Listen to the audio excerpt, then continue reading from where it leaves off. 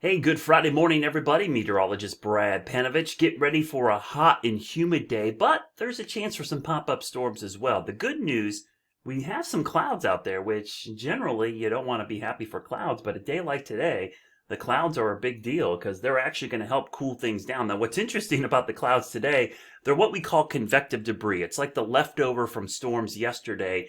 They leave behind some residual clouds. They tend to like burn off or kind of dissipate as the day goes on. But if you look carefully as well, as I loop this a couple of times, we've also got quite a bit of wildfire smoke. There is clouds in here, but also a lot of haze that has been pushed down from the north. There are a lot of wildfires still burning up to the northwest. You can see, I'm going to turn the wildfires on here for a second. We've got a lot of wildfires out west, western Canada. Look at all that smoke. Ugh. Coming out of the northwest, the parts of Canada, and also Ontario. Bunch of fires up here in Ontario, in Manitoba.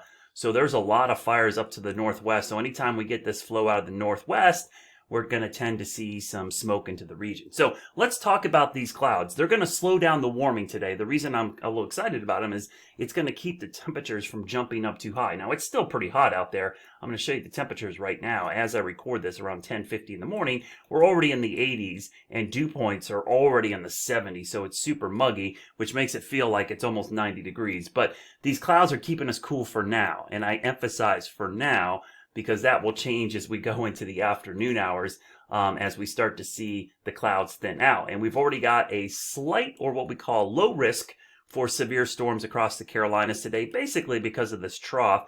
As things heat up, we will see storms develop along that little trough. So it'll take a while for this to happen because the clouds not only cool us down, but they keep the storms at bay, at least temporarily. But let me show you how these storms evolve this afternoon, because if you're out and about today, you got to worry about the heat for one, but second, you may have to see some pop-up storms, which some could be strong to severe.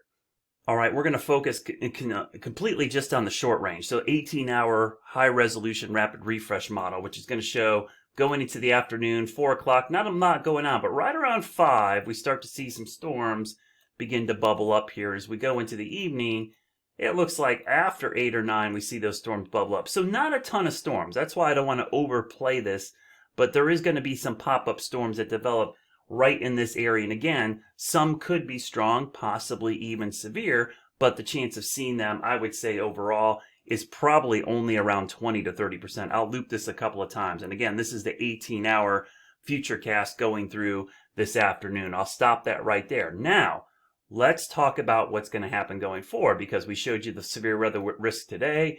Tomorrow, not much of one, but on Sunday, we see another low-end severe weather risk across the region. So where is that coming from? Let me show you. So we've got this low-end risk for severe storms today. You can see I'm going to show you a different long-range kind of rapid refresh version of the NAM3. So you can see not much today. Again, we can get through that. That's isolated. We go into your Saturday. I'll start this Saturday morning.